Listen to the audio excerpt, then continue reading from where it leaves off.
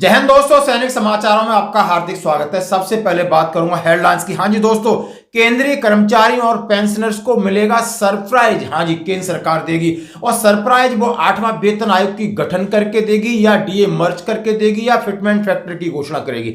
यानी ये खबरें अब चलने लगी हैं कि सरकार कोई दूसरा ऑप्शन सोच रही है। आखिर क्या ऑप्शन हो सकता है उसके बारे में बात करूंगा। और बात करूंगा दोस्तों सीधी सी बात कर रक्षा मंत्री जी का सीधा संदेश, यानी सेवानिवृत्त हो या सेवा में हो, सैनिकों का कल्याण जरूरी और इनके लिए देश की जिम्मेदारी। आखिर क्या कहा। और मैं बात करूंगा शहीद की विधवा को देखकर जज साहब हो गए आग बबूला, क्यों लेकर आए सुप्रीम कोर्ट में। हाँ जी दोस्तों, बड़ा एक इमोशनल दृश्य, एक अमानवीय दृश्य जिसको आप देखकर कहो हाँ ये बिल्कुल उचित है। और बात करूंगा दरोगा की हैकड़ी निकाली, दरोगा की दादागिरी किस तरह निकाली कि दौड़ा दौड़ा कर उसको सबक सिखाया। बिल्कुल दोस्तों। और शादी के 2 महीने बाद जवान शहीद, ये है जवान की जिंदगी की असली हकीकत। तो दोस्तों खबरें करते विस्तार से। सबसे पहले मैं बात करूंगा केंद्र कर्मचारियों पेंशनर्स को कब मिलेगा सरप्राइज गिफ्ट। जैसा कि खबरें आपके सामने मैं लेके आ रहा हूं, इसमें लिखा है सीधा सीधा, क्या 8वें वेतन आयोग की जगह कोई और वेतन संशोधन प्रणाली लागू की जाएगी। यूनियनों का कहना है कि यह संभव है। इसकी हेडलाइंस है, यानी एनडीटीवी प्रॉफिट ने कहा। दूसरा कह रहा है 7वें वेतन आयोग, क्या डीए को मूल वेतन में मिला करके सरकार कुछ नया करने वाली है। तो दोस्तों इस तरह की जो खबरें हैं जो कल और आज के अखबारों में आई हैं, इनका मैं मूल्यांकन करता हूं। सबसे पहले 8वें वेतन आयोग की नई प्रणाली की बात करें, और नई प्रणाली क्या हो सकती है। अब 8वां वेतन आयोग की या तो सरकार घोषणा करे, या तो फिर आपका डीए 50 या 25% मर्ज करे, जैसा कि पहले एक बार हुआ है, या सरकार सीधा कोई फिटमेंट फैक्टर लगा करके बढ़ोतरी की घोषणा कर दे। अब इसमें से क्या किन चीजों की संभावना ज्यादा है। सबसे पहले मूल वेतन को विलय की बात करूंगा। जैसे कि सरकार ने कहा है मुद्रास्फीति का क्या होगा अगर 50% से डीए ऊपर चला गया है। तो सरकार ने जैसा सिफारिश की थी 7वें वेतन आयोग में भी कि डीए को मूल वेतन में जोड़ा जा सकता है, या 10 साल का इंतजार किए बगैर पे और पेंशन में बढ़ोतरी की जा सकती है। ऐसी सिफारिश थी, उस सिफारिश के हिसाब से कहा है। लेकिन उन्होंने कहा है कि सूचना एवं प्रसारण मंत्री अश्विनी वैष्णव ने कहा है कि सरकार इस पर चर्चा कर रही है। उन्होंने कहा है यह बदला हुआ है कि 53% से डीए आपका ज्यादा हो गया है, 50 के पार पहुंच गया है, क्या मूल वेतन में जोड़ा जाएगा। इसके बाद महंगाई भत्ते की गणना अलग से की जाएगी। 53% मौजूदा स्तर के साथ डीए एक बार फिर चर्चा में आ गया है, जैसा कि इस बात का इशारा किया है कि सरकार हर प्रकार की संभावना पर अपनी चर्चा कर रही है, खोज कर रही है कि क्या हो सकता है। तो दोस्तों ये आपने देखा, इसमें बड़ी खबर है, लेकिन मैंने आपको इसकी मेन चीज बताई। अब दूसरा ये कह रहे हैं कि 8वें वेतन आयोग की जगह दूसरी कोई भी प्रणाली संभव है। प्रणाली क्या हो सकती है, सीधा फिटमेंट फैक्टर अकॉर्ड फॉर्मूला, जिससे तहत आपके पे और पेंशन में संशोधन किया जाए। अब इसमें कहा है कि वित्त मंत्रालय द्वारा संसद में स्पष्ट कर दिया है कि 8वें वेतन आयोग को लेकर हम फिलहाल किसी भी विचाराधीन ही नहीं, और जबकि इसको कब फरवरी 1 तारीख को जो आम बजट है उसमें इसकी घोषणा करनी है, और इसके बाद कोई ऑप्शन बचा ही नहीं। लास्ट ऑप्शन है, उसके लिए भी उन्होंने बता दिया 75% क्लियर कर दिया कि ऐसा कोई है नहीं। तो फिर और क्या करेगी सरकार, क्या सोच रही है सरकार, इसके बारे में इन्होंने जो कर्मचारी यूनियन है उनका क्या कहना है जरा आप दे सकते हो। जेसीएम नौकरशाह कर्मचारी संघ के प्रतिनिधि केंद्रीय कैबिनेट सचिव करते हैं, एक बड़ी मीटिंग होने वाली है। और जो कि आप मिश्रा जी ने कहा है कि ऑल इंडिया रेलवे फेडरेशन के महासचिव भी हैं, अगर सरकार के पास वेतन संशोधन के लिए कोई और योजना है तो उन्हें हमारे साथ चर्चा करनी चाहिए। इसके लिए एनसीजेसीएम की बैठक होनी चाहिए और हमें चीजें स्पष्ट करनी चाहिए। हालांकि 8वें वेतन आयोग को गठन को लेकर हमारी मांग अभी भी उसी तरीके से बनी हुई है। उन्होंने कहा है, सचिव शिव गोपाल मिश्रा ने कहा है, मैं अब भी मानता हूं कि वेतन संशोधन के लिए 8वां वेतन आयोग सबसे अच्छा तरीका है, लेकिन हां यह संभव है कि सरकार अन्य कोई तंत्र लेकर आए। यानी ये बड़े बड़े अधिकारी हैं जो उन्होंने कहा है कि सरकार कोई और तंत्र, कोई और मैकेनिज्म, कोई और तरीका लेके आए इसको संशोधन के लिए। प्रमुख कर्मचारी मंच, केंद्रीय कर्मचारी श्रमिक एवं परिसंघ की संभावना से इनकार किया है कि सरकार 8वें वेतन आयोग के स्थान पर अन्य वेतन तंत्र लेके आएगी।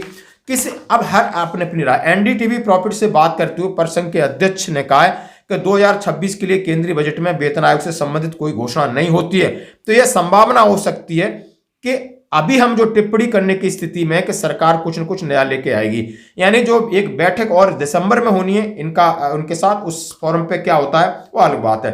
वेतन गठन का आमतौर पर वेतन पेंशन संशोधन के लिए 10 साल में एक बार किया जाता है, लेकिन बार बार लोगों की जितनी रिक्वेजेशन है, जितने पत्र हैं, जैसा कि आपने देखा होगा कैबिनेट सचिव को भी पत्र लिख करके उन्हें बताया गया है, और कैबिनेट सचिव ने पहले एक बार दिया था कि समय बहुत है, अब शायद समय भी कम है और परिस्थिति भी वो बन रही है, महंगाई भी जा रही है, लेकिन सरकार अपने पत्ते नहीं खोल रही है। जैसा कि उम्मीद लगाई जा रही है कि सरकार कुछ सरप्राइज गिफ्ट देगी, जैसा कि सरकार की नीति है और सरकार की नीयत रही है।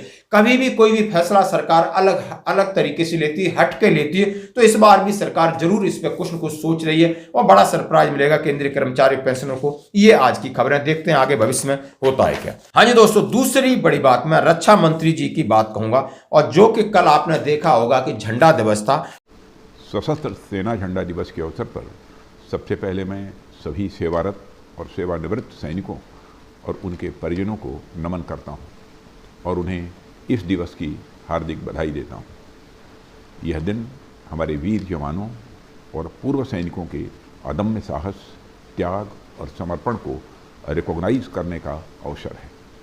हमारी आर्म्ड फोर्सेस हमारे लिए एक मजबूत सुरक्षा कवच हैं जो हर परिस्थिति में हमें प्रोटेक्ट करने के लिए तत्पर रहती है। उन्होंने बड़ा जबरदस्त एक भाषण दिया। उन्होंने कहा सेना के जवानों का या सेवानिवृत्त जवानों का जो उन्होंने कहा है समर्पण और योगदान है, उसकी बात की, त्याग बलिदान की बात की, कल्याण की बात की और सहयोग की बात की। मैं इनका जो स्पीच है आप इनको देख सकते हो। उन्होंने कहा है कि इस देश के लिए सेना के जवान पूर्ण तरह समर्पित हैं, प्राणों की अपनी बाजी लगा देते हैं, चाहे सीमा सुरक्षा की बात हो, चाहे डिजास्टर मैनेजमेंट की बात हो, कोई भी कमिटमेंट हो, कोई भी काम हो, 100% रिजल्ट मिलता है। अब हमारी जिम्मेदारी, यानी उन्होंने बात की उनके योगदान की। जब तक देश समृद्ध है तो देश की तभी समृद्ध है जब उनकी सेना समृद्ध है, तो उनका समर्पण और योगदान इस तरीके से बताया कि आपकी सेवा करते हैं। उन्होंने कहा, उनका त्याग और बलिदान की बात कही कि एक जवान इस देश के लिए अपना सर्वस्व न्यौछावर कर देता है, उसके पीछे उसका परिवार होता है, बच्चे होते हैं, माँ बाप होते हैं, उनकी जिम्मेदारी अब हमारी है। उन्होंने बलिदान की बात की। जब कल्याण की बात आती है तो उन्होंने सरकार उसके कल्याण के लिए प्रतिबद्ध है, यानी सरकार चाहे सैनिक हैं, पूर्व सैनिक हैं, उनके परिवारों के लिए तमाम प्रकार की योजनाएं लाती है। चिकित्सा की बात हो, शिक्षा की बात हो, वन रैंक वन पेंशन की बात हो, तमाम पे एंड अलाउंसेस की बात हो, सुख सुविधा की बात हमारी जिम्मेदारी बनती है। अब उन्होंने बात किया है सहयोग के लिए आम जनमानस से उन्होंने कहा है, देश के नागरिकों से कहा है, ये हमारे लिए तो हमारा कर्तव्य बनता है कि जो AFP फंड है, जो armed force flag day fund होता है, और उसमें ज्यादा से ज्यादा योगदान करें ताकि इनकी तरक्की के लिए, इनके भविष्य के लिए, विकलांग के लिए, डिसेबल के लिए, विधवाओं के लिए जो भी हम कर सकें पूरी तरीके से निष्ठा के साथ कर सकें। इसके लिए धन की जरूरत है और धन के सहयोग की उन्होंने बात की। ये भाषण आप देख सकते हो। अब बढ़ते हैं अगली खबर की तरफ। शहीद विधवा को देखकर आखिर जज साहब क्यों हुए गुस्सा। हाँ जी दोस्तों, मैं बात कहूंगा हेडिंग, सैनिक की पत्नी को पेंशन के खिलाफ अपील पर सुप्रीम कोर्ट ने केंद्र पर लगाया जुर्माना और आग बबूला हुए जज साहब। जज साहब ने बोला शर्म आनी चाहिए कि आप एक सैनिक जिसका पति जम्मू कश्मीर में ऑपरेशन के दौरान शहीद हो जाता है, उसको लिवराइज पेंशन के लिए EFT में उसने अपील की है, नहीं मिलती है। EFT उसके पक्ष में डिसीजन देती है और उसका डिसीजन EFT ना मानते हुए MOD क्या करती है, सीधा सुप्रीम कोर्ट में याचिका दायर कर देती है। उस याचिका की सुनवाई में विधवा को भी वहां पर उपस्थित होना पड़ता है। जब विधवा आप बीती बताती, अपनी चीजें बताती कि हमारा पति जवान था, नौजवान यानी 25 से 30 साल की उम्र में शहीद हो गया इस देश के लिए, ऑपरेशन के लिए जम्मू कश्मीर में, और मुझे लिवराइज पेंशन के लिए दर दर भटकना पड़ता है, जैसे तैसे AFT में मुझे न्याय मिला, तो सरकार ने रिट याचिका लगा करके सुप्रीम कोर्ट में खड़ा कर दिया। इस बात को सुनकर उनको जज साहब को लगा कि नहीं, ये बिल्कुल मानवता के परे है। उन्होंने कहा, सरकार को कहा, आपको शर्म आनी चाहिए, आप इसकी उदार पेंशन के लिए जो डिसीजन उसको लागू करने की बजाय सुप्रीम कोर्ट के घसीट के लाए हो। 50,000 का जुर्माना, जिनका इतना खर्चा हुआ है वो सरकार पेड करेगी, उन्हें पूरी पेंशन की स्वीकृति दी है। तो दोस्तों मामला था ये सुप्रीम कोर्ट का। आप देख सकते हो कि हमेशा फैसले कानून से न लिए जाए, मानवीय पक्ष भी देखा जाए, और MOD को यह समझना होगा कि सेना के जवान या विधवा ये जब याचिका लेकर या अपनी चीजें लेकर के आपके सामने जाते हैं तो उनके ऊपर आपने एक मानवीय पहलू पर विचार करना होगा ताकि उनको न्याय मिले। आपने देखा होगा डिसेबिलिटी पेंशन को लेकर के बहुत सारी जद्दोजहद हो गई कि सरकार बिल्कुल देने के पक्ष में नहीं है। ऐसे लग रहा है कि जवान डिसेबल अपनी मर्जी से होते हैं। क्या जवान ऑपरेशन नहीं करते, कि जवान लड़ाई नहीं लड़ते, जवान 24/7? जवानों की संदेही से शायद कहीं ना कहीं सरकार को यह सोचना होगा कि नहीं, ये सही नहीं है। जब जज साहब ये सोच सकते हैं तो हमारे अधिकारी जो हमारे ऊपर बैठे हैं, हमारा मैकेनिज्म हमारे बारे में क्यों नहीं सोचता है? बड़ी दुख की बात है दोस्तों। और बढ़ते हैं अगली खबर की तरफ। मैं बात करूंगा दरोगा की हैकड़ी किस प्रकार निकाली, ये आपने जरूर देखना है। हाँ जी दोस्तों, ये बात है बनारस की। और बनारस में एक बड़ा गांव, एयरपोर्ट से एक दरोगा जी अपने बच्चों को लेकर अपने घर जा रहे थे। रुतबा तो होता है, हैकड़ी होती है, और अपना जहां उनका थाना क्षेत्र है उसी थाना क्षेत्र से अपने गुजर रहे थे। सामने वाला एक ऑटो था, ऑटो वाले को उन्होंने टक्कर मार दी। टक्कर मारने से ऑटो वाला घायल हो गए। जब आकर के वो बाहर निकला, उसने दरोगा जी से पूछा क्या किया, तो दरोगा जी ने और एक थप्पड़ रसीद कर दिया। जो वहां पर धीरे धीरे पब्लिक खड़ी थी, आने जाने वाले, तो उन्हें लगा ये क्या बात है कि आप एक दरोगा जी एक गरीब आदमी को एक तो टक्कर भी मार रहे हैं, घायल भी हो गया, ऊपर से थप्पड़ भी मार रहे हैं। लोगों का गुस्सा है और दरोगा जी को दौड़ा दौड़ा कर दोस्तों पिटाई की। और ये मामला बनता है कि इनका जो नशा है वर्दी का इस तरह दिमाग में चढ़ा हुआ, उनकी फैमिली बच्चे सब भागते रहे, लेकिन भागा पकड़ा पीटा आप दृश्य देख सकते हो। इसलिए कानून सबके लिए है, कानून की एक ताकत होती, जिम्मेदारी होती, ये नहीं होती कि आप किसी को सताएं और परेशान करें। और अंत में मैं बात करूंगा शादी के 2 महीने बाद जवान शहीद। हाँ जी दोस्तों, हिमाचल प्रदेश धर्मशाला का 19 डोगरा का ये जवान अरुणाचल प्रदेश में पोस्टेड था। और दोस्तों आप देख सकते हैं 7 अक्टूबर को शादी हुई थी और आज समझ सकते हो 7 दिसंबर को शहीद होगा। 2 महीने बाद शहादत होती है, यानी बिल्कुल यंग एक जवान, यानी हार्ट अटैक से, यानी वहाँ की परिस्थितियों से, मौसम से उसको हार्ट अटैक आया। तो दोस्तों ये जवान की जिंदगी, लोग इसी बात का सवाल कर रहे हैं कि आज उसका पार्थिव शरीर हिमाचल धर्मशाला जाएगा, उसकी अंतिम संस्कार होगा। घर माता पिता की क्या स्थिति हो सकती है, उस जो नए जीवन की शुरुआत करने के लिए 2 महीने पहले चंद फेरे लिए थे। आप देख सकते हो कि दूल्हे की वर्दी, एक सेना की वर्दी, ज्यादा समय रहा और जिंदगी खत्म हो गई। वर्दी से अर्थी पर बंदा पहुंचता है, यह है सेना की जिंदगी। या समझ सकते हो वहां पर सर्दी है, -डिग्री टेम्परेचर है, जवान के साथ कुछ भी हो सकता है। और हम अपने चैनल से उनको भावभीनी श्रद्धांजलि देते हैं, उनके परिवार को इस दुख सहन करने की शक्ति देते हैं। आज की खबरों में इतना ही, बनी रहे हमारे साथ।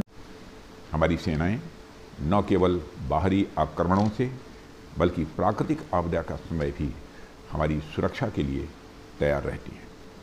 उनका त्याग और अनुशासन प्रत्येक देशवासी के लिए प्रेरणा का स्रोत है। सशस्त्र सेना झंडा दिवस हमें यह संदेश और साथ ही यह अवसर भी देता है कि हम सेवानिवृत्त सैनिकों, उनके परिवारों और वीर नारियों के प्रति अपनी जिम्मेदारियों को निभाएं। आप सभी अवगत होंगे कि हमारे जो सेवानिवृत्त सैनिक हैं अथवा उनका जो परिवार है, उनके बच्चे हैं, उनके कल्याण के लिए सरकार अपने स्तर पर हर वह कदम उठा रही है जो कदम उठाने चाहिए। हम उनकी शिक्षा, उनकी चिकित्सा और इसी प्रकार की अन्य आवश्यकताओं की पूर्ति के लिए सदैव प्रयासरत रहते हैं। पर साथ ही हम देश के नागरिकों से भी यह अपेक्षा करते हैं कि आप हमारे सैनिकों से जुड़े कल्याणकारी कार्यों को बढ़ावा देने के लिए आगे आएं। आपका छोटा सा भी आर्थिक योगदान हमारे किसी एक यक्ष सर्विसमैन या उनके परिवार के लिए बड़ा महत्वपूर्ण साबित हो सकता है। हमारे यहाँ कहा गया है कि शतहस्त समाहर सहस्त्रहस्त संकिर, यानी समाज कल्याण के लिए नागरिक का यह दायित्व बनता है कि वह 100 हाथों से धन अर्जित करे और 1000 हाथों से दान करे। मैं आप सभी से यह आह्वान करता हूँ कि आप सब armed forces flag day fund में यथाशक्ति अपना योगदान देकर हमारे सैनिकों के प्रति अपनी कृतज्ञता व्यक्त करें। आइए हम सब मिलकर यह सुनिश्चित करें कि हम भी हमारे वीर सैनिकों के प्रति समर्पण का वही भाव दिखाएं जो भाव हमारे सैनिक हम देशवासियों के प्रति रखते हैं। जय हिंद।